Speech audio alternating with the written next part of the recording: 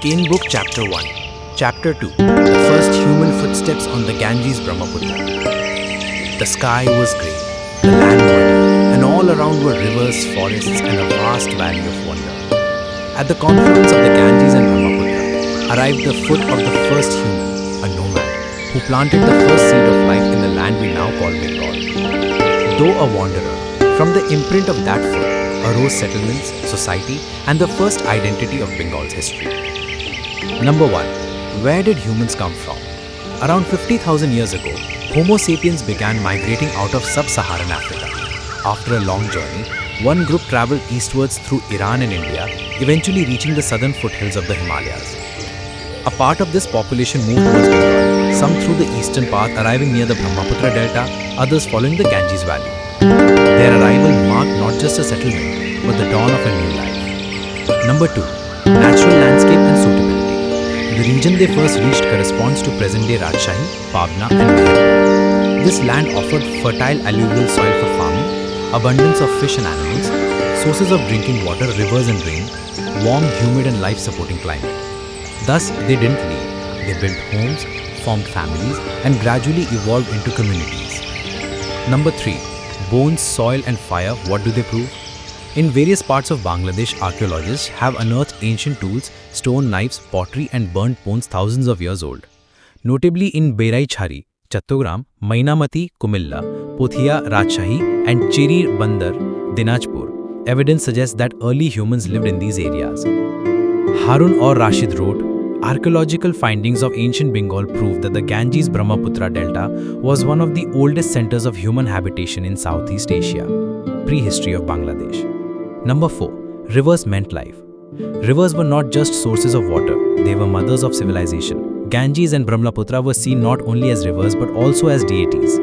People began building homes beside rivers, dug pits to store grains, dried fish for preservation. Life by the rivers meant easy hunting, navigation by water, simpler irrigation, ritual use of water in worship. That's why rivers became the central protagonists of Bengal's history. Number 5. From cave to hut. The earlier settlers sought refuge in caves. Later they started building huts using leaves, bamboo and wood. These huts were temporary but repairable, protective against rain and heat. Small villages emerged as many families lived together. This marked the beginning of Bengal's rural cottage culture. Number 6. Children of the forest. They were true children of nature. Deer, wild boars, cattle hunted for food. Used stone-tipped spears, arrows and slingshots. Forest fruits, honey, roots all were food sources. They believed every tree, animal and stone has a spirit. From this belief emerged totemism, which later shaped Bengal's folk religion. Number 7. Roles of men and women. According to archaeology, tasks were divided in ancient societies. Women gathered fruits, cooked and cared for children. Men hunted and protected the community. Yet in many cases, women were the heads of clans. Evidence of matriarchal society is found in ancient female figurines, goddesses and sculptures of women nursing children. The characteristics of the society included equality, compassion, and sense of responsibility. Number 8. Oral stories, the precursor of history. After sunset every day, everyone gathered around the fire. One would say, I saw a giant elephant by the river. Another, I got bitten by a snake while hunting a deer. These stories became tools of education. Children learned which plants were poisonous, which animals were dangerous, how to hunt and survive. Storytelling was a way of preserving life, the first classroom of history. Number 9. East Bengal versus West Bengal. At that time, there was no region called Bengal, but later the term Bang emerged to define this land. The western region, Rajshahi Raha, was dry and rocky. The eastern region, Dhaka Sylhet, was swampy, forested and riverine. This geographic contrast led to two distinct lifestyles, labor-intensive in the west, river-centered in the east, a duality that persists even today. Number 10. Language, music and symbols. With no written system, they communicated using signals and marks, hand gestures, tones and vocal signals, etching marks on tree bark. These practices were the forerunners of future Bengali language, rhymes and music. Number 11. A mysterious group, the Barind. In the Barind tract of Rajshahi, a mysterious group once lived. Their lives were different from others. Used clay weapons instead of stone, settled near steep hills, men and women hunted equally. Researchers believe the Barind group may have been the first sub-ethnic group of Bengal, developed a distinct culture adapted to the local environment. Number 12. From hunting to farming.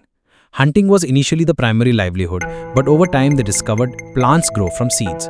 cleared forests for fields, made ox-driven plows with bamboo and wood, lifted mud from rivers for soil enrichment. This marked the beginning of Bengal's agrarian civilization. Granaries were built, and to protect them, social structures evolved. Number 13. From community to leadership. As groups grew larger, a leader became necessary, someone whose word would be followed. This person was called chief, clan head, or elder. Their responsibilities included resolving disputes, distributing hunted food, creating rules. This was the earliest form of political system in Bengal before kings or sultans. Number 14. Beliefs and rituals. Every community had their own deity. Some worshipped the river mother, others the fire god or the forest guardian beast. Festivals were held around fire, songs were accompanied by drums, newborns were named under tree shade. These rituals evolved into Hinduism, Buddhism, and folk religions later on. Number 15. The beginning of an epic. The person who first stood at the delta of the Ganges and Brahmaputra didn't know they were making history. They were hunters and dreamers. They held no scepter, had no army or pride of civilization. They only had feet molded in mud, dreams planted in soil, and a burning will to live in the light of fire. That willpower stands today as the Epic of Bengal. Chapter 3. In forests and jungles, the struggle for food. At the heart of the small clans built near rivers was one goal: survival. And that struggle for survival began every morning with the rising sun. Hunting, gathering fruits, identifying poisonous plants, avoiding wild beasts. These were the daily routines of ancient Bengalis. This chapter on their food struggle is an unforgettable one in Bengal's history. Number 1. Food meant struggle. Every day was a battle. Sometimes, hunters were injured while chasing deer, or children lost their lives to river crocodiles. Still, they never stopped. They knew, without hunting, hunger would kill them. Their food gathering included hunting, deer, wild boars, birds, fishing with nets and bare hands, fruits and roots, honey collection by climbing trees. This struggle marked the first stage of Bengal's agrarian society. Number 2. The Hunter Society. Early humans were entirely dependent on hunting. They would go into forests in groups with stone-tipped spears, arrows and slingshots. Their hunting process had 3 steps. Number 1. Animal identification, reading tracks to locate prey. Number 2. Encircling, surrounding the prey slowly. Number 3. Attack, throwing spears or arrows at the right time. After a successful hunt, blood from the animal was sprinkled at the base of a tree as a thanksgiving offering to nature. Number 3. Women's struggle. While men hunted, women were no less active. They engaged in identifying poisonous foods, gathering roots and fruits, cooking and preserving, teaching children what was edible and what was not. Women were the first food scientists, planning seasonal diets. Number 4. Fishing techniques. Rivers, canals and ponds of Bengal offered abundant fish. Ancient fishing techniques included catching by hand, one of the oldest methods, grabbing fish hidden in mud. Stone fences, creating barriers with stones to trap fish near river banks. Nets or fiber traps, made from tree bark and plant fibers. These methods evolved into today's khe and barshi, that is hooks. Number 5. Beginning of food preservation. Hard-earned food couldn't be consumed all at once. They learned to preserve food, drying, sun-drying fish and meat, fire smoking, roasting over fire for longevity, leaf wrapping in pits, natural refrigeration to keep cool. Thus was born the shoot ki culture, that is dried fish culture. Number 6. Poisonous wild foods. Not all fruits were edible. Some died from eating poisonous ones. So they began identifying each leaf, fruit and root. This led to the development of botanical knowledge, herbal medicine, protective dietary awareness. Women taught children, this leaf cures snake bites, but that fruit brings fever. Number 7. Clan-based food sharing. Food gathering was communal, not individual. Whatever was collected was shared among all. They practiced first for the elder. Elders were served first. Child's portion, set aside portions for children. God's share, a bit offered into fire for the deity. This was food-based social bonding, laying the foundation for future social ethics. Number 8. Seasons and food diversity. Food habits changed with seasons. Monsoon, abundance of fish. Winter, honey and tubers. Summer, tamarind, mangoes, blackberries. Autumn, favorable for hunting. This seasonal cycle laid the foundation of Bengal's agriculture and food culture. Number 9. Food festivals and songs. After food gathering came celebration, cooking by fire, singing, "We caught a deer today, we caught fish." Drums, flutes and voices all combined into a primitive festival. These songs were the early forms of Bengali folk music. Number 10. Natural disasters and famine. Sometimes food wasn't available. Rivers dried up, forest fires broke out, sudden cold caused shortages. Then clans migrated elsewhere. This nomadic life cycle strengthened Bengal's adaptability. Number 11.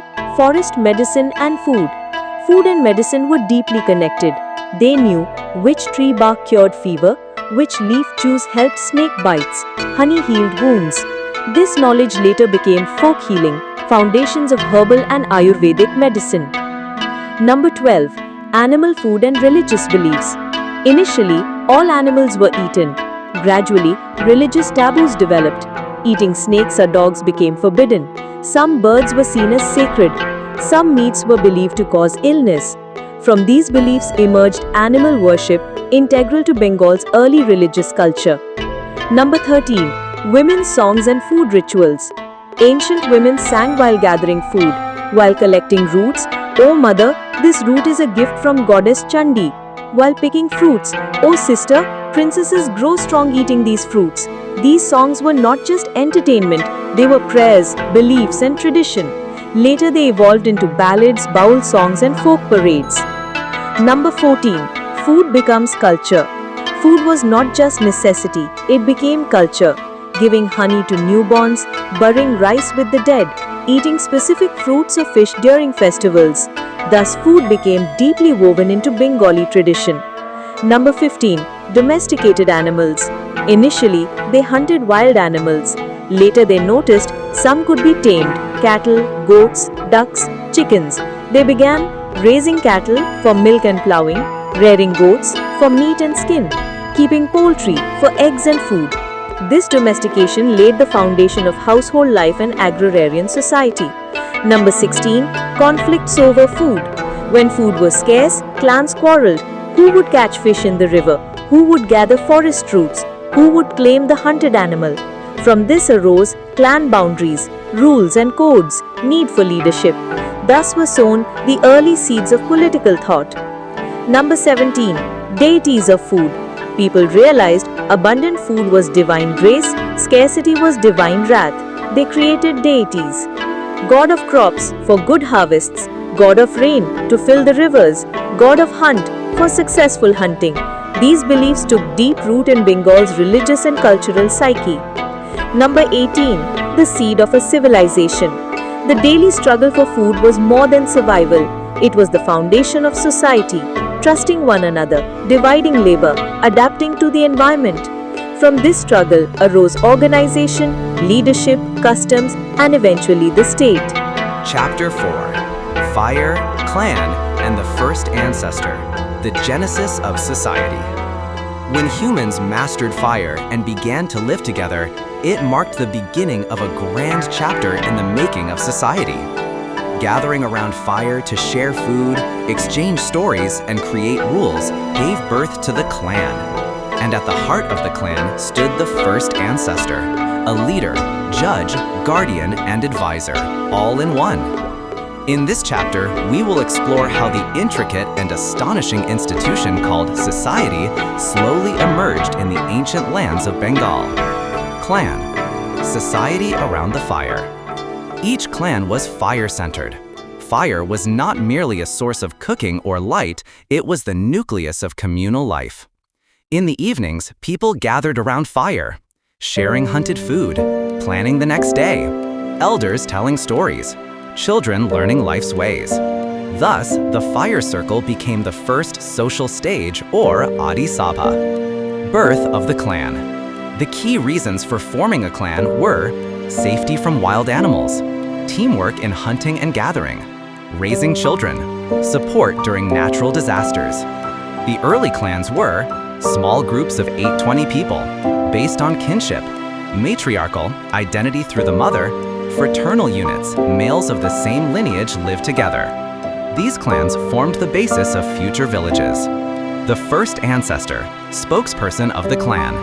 Each clan had an elder, experienced figure, the best hunter, the decision maker, the one who resolved disputes. He was known as Old Man, clan chief, or first ancestor. He functioned as judge, leader, priest, performing sacred rituals. This was the earliest shadow of governance in Bengal. Birth of rules. Where people live together, rules naturally emerge. Early society developed basic rules. Who would go hunting? Who had what responsibilities? Who cared for children? What punishment for misdeeds? Examples: anyone stealing from the clan's food shall be kept away from fire for 3 nights. Women shall get fruits first, followed by men. These rules evolved into customs and norms. The knowledge of the clan chief. The first ancestor was not only a leader, but a keeper of knowledge. Which tree was medicinal? Which animal was dangerous? How to behave with changing seasons? Stories of ancestors. His words were law, history, and religion. This tradition laid the foundation of Bengal's folklore. Disputes and resolution. Clans often faced problems, fights over hunting, disputes over women, food sharing issues. To resolve them, they gathered at the Adi Sabha. Justice was done around the fire. Examples: taking an arrow from another's back, hunting ban for a night, lying, your hunt goes to someone else. This justice system gradually became the panchayat. Relationships and marriage.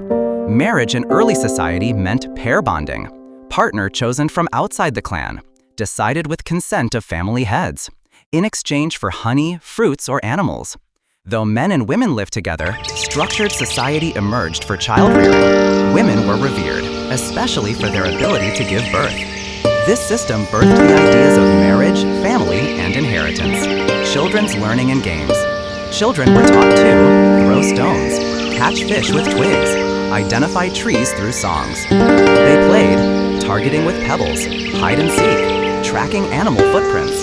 Learning was rooted in the environment. This was Bengal's first form of rural education. Illness and healing. When someone fell ill, the community consulted. The first ancestor and the women decided which plants juice to give, how to warm the body near fire, when to bathe in the river. Healing was faith-based, seen as God's wrath. Herbal, bark, root, sap. Ritualistic, chants, flowers. This became the base of Bengal's village healing tradition. Rituals and celebrations. Society meant laughing, crying, and celebrating together. In every season there were fire rituals, hunting festivals, fruit gathering dances, special meals on child's birth. Clan members sang, beat drums, women dressed in leaf garments like saris. These rituals evolved into Bengal's folk festivals, territory and symbols. Each clan had a defined zone. Inside that zone, hunting grounds, fruit trees, the fire center. Territorial markers included unique stones, tree paintings, bark carvings. This marking system laid the foundation for land ownership and geography. Conflict and defense. Not all clans were friendly. Wars happened over hunting or women. They developed guard systems, signals, drums or flutes, fire lighting or extinguishing as warning signs. Thus emerged primitive military systems and espionage. Myths and history. Each society had a storyteller. They told how ancestors caught the deer, which river housed the god, why fire protects us. These stories turned into myths, later into sacred epics. They sowed the seeds of Bengal's history and identity. Women's leadership. In some societies, women were leaders, especially due to childbearing power, knowledge of herbs, role in fire and food. Such societies had matriarchs as judges and priests. Later, traditions like Chandi worship and Durga's mythology reflected this matriarchal past. Birth of agriculture and social expansion. Not just hunters, they noticed seeds growing into trees. Thus began agriculture, animal domestication, canal digging, storing surplus food. This surplus grew clans larger, which turned into villages, then settlements. Religious beliefs. Each clan had one or more deities: fire god, river mother, goddess of crops, ancestor spirits. Religion was fear-based, Sickness equals angry god. Invocative, dance, song offerings. This evolved into Bengal's ancient folk religion. Death and final rites. Death was the most emotional event. They practiced floating the dead in rivers, burying under trees, burial with food for the afterlife. From here began ancestor worship in Bengal, from society to state. As clans grew, rules became stricter, leaders changed, judicial roles separated, friendships or wars emerged with other clans. From these steps, the idea of state emerged beyond simple society. Thus, Bengal crossed its first phase of social living and stepped onto the path of politics, leadership, and nation building. Chapter 5: Rivers, Forests, and Settlements. Planting the seeds of civilization. Rivers, the lifelines of Bengal. The veins of Bengal's landscape pulsed with the Ganga, Brahmaputra, Teesta, Meghna, Padma, Jamuna, Chitra, and Kapotaksh rivers. These rivers were sources of water and irrigation, centers for fishing and food, natural routes for travel and trade, sacred channels of spirituality and faith. Villages formed along the banks. After the floods, the silt left behind birthed bountiful crops. The ancients would say, if the river dies, the village dies. Save the river, save life. Forests, the silent companions of survival. Forests were home to tigers and bears, but also the cradle of food, shelter, and medicine. From forests they gathered wood, bamboo, and leaves for fire and housing, animals for hunting and domestication, fruits and herbs for food and healing, shelter beneath trees inside caves. They believed gods resided in every tree. Worship of the forest's sacred trees was a communal duty. Preserving nature was a sacred vow. From clans to villages. When multiple clans settled permanently near rivers or forests, these formed the first villages. These early villages featured a central courtyard, sacred fire or banyan tree, ponds or wells, shared granaries, animal shelters. These were the earliest structured societies in Bengal, symbols of security, unity, and survival. Farming, water, and people. The fertile riverbanks inspired the shift from hunting to farming. Early actions included clearing forested land, crafting wooden tools like plows, cultivating rice, sesame, barley, and banana. They realized crops flourished in the monsoon. River water could be channeled for irrigation. Oxen and buffalo could till the land. These agricultural villages laid the foundation for food surplus and early marketplaces. Permanent homes and rural life. Once nomadic, people began building homes on stable land. Homes were made with bamboo and straw, mud walls and cow dung-coated floors, thatched or leaf-covered roofs. Near each home stood granaries for rice, pens for animals, earthen stoves for cooking. This marked the dawn of the rural household. The evolving social structure. Permanent settlements brought societal complexity. Roles and ranks began to emerge. Thus formed an early occupational hierarchy. Farmers, hunters, artisans, potters and weavers, priests and clan leaders. This occupational system laid the groundwork for future caste divisions. Rituals and cultural practices. Every village had its own deities and rituals. Household gods, rain and harvest deities, fire and river worship. They sang, Mother River, give us rice. Father Fire, keep us safe. These rituals and songs became the roots of Bengal's folk culture. Rules within the settlement. As villages grew, they needed rules. Land cultivation protocols, water sharing arrangements, crop division systems, dispute resolution, crime prevention. The enforcer was a chief or a clan elder. This was the precursor to Bengal's rural panchayat system. Defense and territorial awareness. With prosperity came threats. Villagers began fencing with thorns or bamboo, appointing guards, creating signal systems, crafting weapons like wooden spears and fire blowers. Villages sometimes fought one another. These early conflicts laid the foundation for feudalism and territorial kingdoms. From village to marketplace to urban center, some villages expanded, grew into trade and craft hubs, started riverine commerce, attracted settlers from other clans. These evolved into Ganj, market towns, which later became urban centers. Such hubs included wise priests, skilled hunters, cottage industries, cultural gatherings. Thus began the rise of Bengal's earliest cities. Language and communication. As clans merged, new languages emerged. Signal-based expressions, rhymed chants, and oral songs. Tree or stone markings. Sample phrases. Aao, bring water. Tho, don't go. Jhum, rain is coming. These phonetic patterns became the seeds of early Bengali language. The role of women in society. Women were the backbone. Managers of households, protectors of children and elders, preservers of food and medicine, healers and priestesses. They were honored through rituals, motherhood celebrations, river bathing during menstrual cycles, honey festivals where women sang in chorus. Women's dignity was central to village life. Myths and proto-history. Each village had its own tales. A fish deity in the river, a forest goddess who saved the people, an ancestor glimpsed in fire's glow. These stories evolved into Chandi Mangal epics, fairy tales and mythic characters, pre-Hindu, pre-Buddhist animistic beliefs. Imagination and history were inseparable. Festivals and traditions. People celebrated fish festivals, harvest meals from new rice, naming ceremonies for children, floating lamps on rivers during full moons. These early celebrations still echo in modern Bengali culture.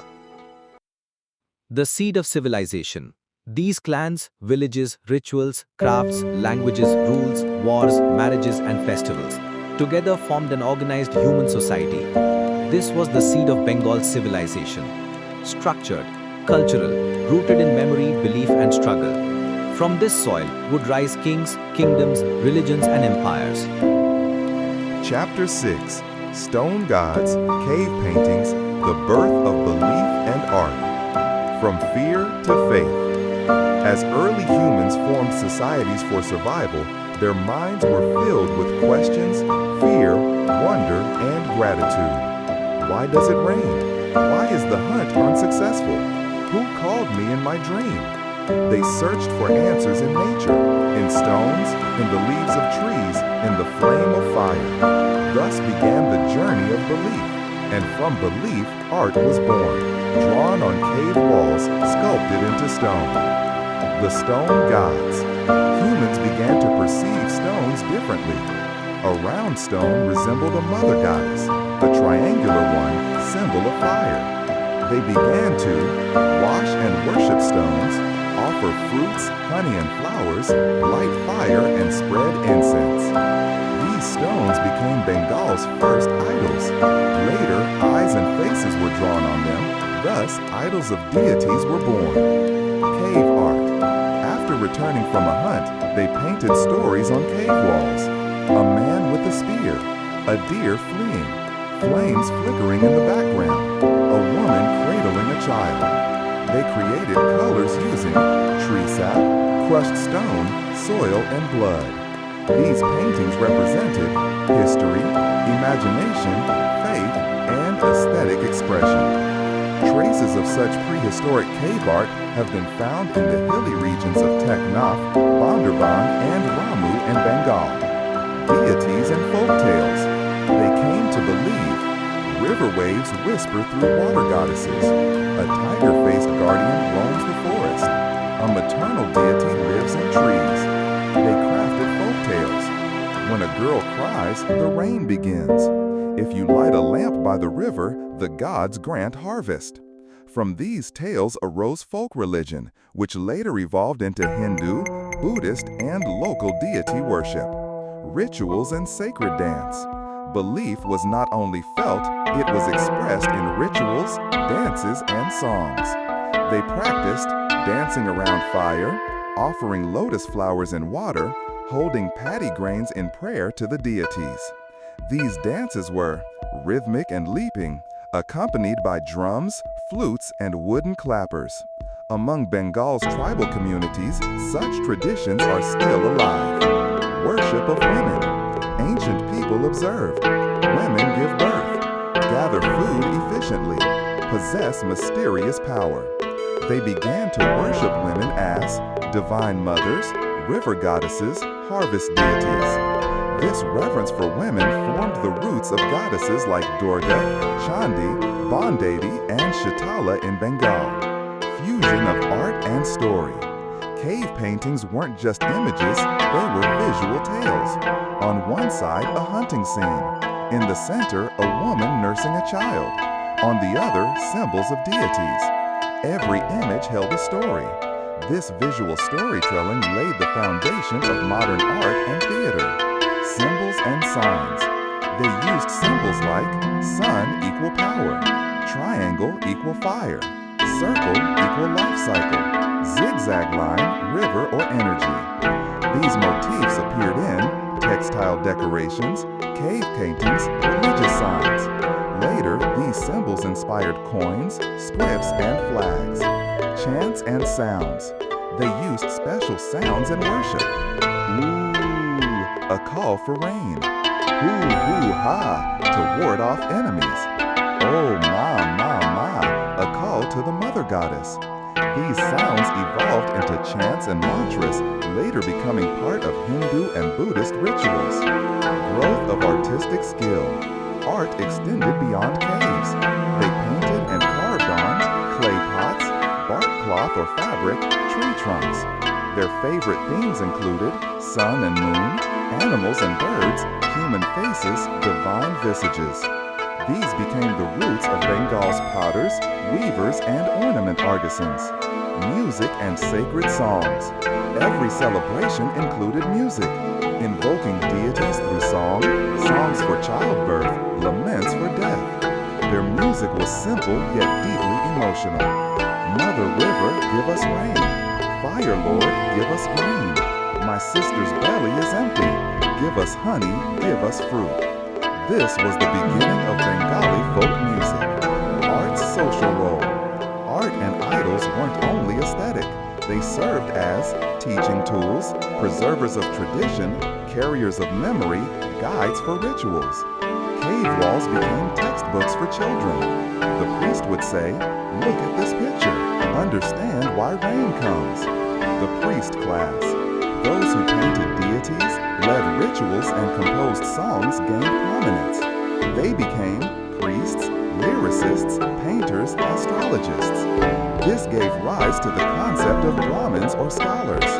First temples and worship spaces. A spot under a tree or inside a cave became a sacred center, where offerings were made before a stone deity, special songs were sung, children learned tales and beliefs. These places were the precursors to temples and village shrines. Politics of belief. The clan that worshipped the most powerful deity would claim, "My God is supreme, so you must follow my leadership." This belief gave rise to religious supremacy, and from that emerged the politics of faith. From art to civilization, a society that tells stories through art, worships deities, crafts symbols, preserves memory through music, dance, and image, becomes a civilization. Bengal had reached that threshold. The legacy of belief and art. Even today in Bengal, village rituals, wooden carvings, Shitala songs, Pada paintings, folk ballads, Alpana, ritual art, all carry the legacy of ancient cave paintings, gods, and beliefs.